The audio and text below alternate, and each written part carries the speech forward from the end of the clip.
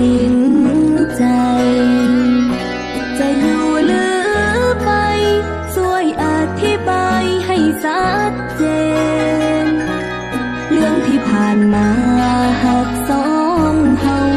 บอกเข้าใจกับสิ่งที่เฮาเป็นถ้ายังหักก็ช่วยให้ชัดเจนแก้ไขสายสิให้อายแก้ไขจังใดอายผิดอีหยังที่ผ่านมาความหักเขาพัง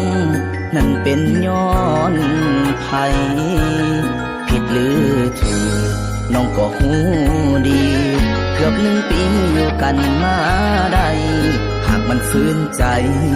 กะทางไผทางมันสาลาคำถามที่น้องถามไปคำตอบที่อายเว้ามามันคงหมดเวลาจะรักษาสัญญาสองเฮาพอที่ต่อแต่นี้ไปฝ่ายเขาพ่อแม่ผูกมา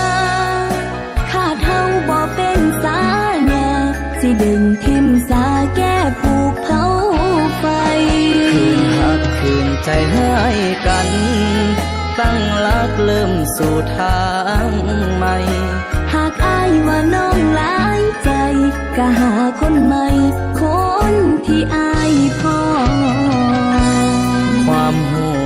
สึกอายเข้าใจอยู่เด้อน้องลาแต่เรื่องผ่านมาคงกลับไปแก้ไขบ่ได้อย่าไปฟื้นเลยมันสิเป็นทุกข์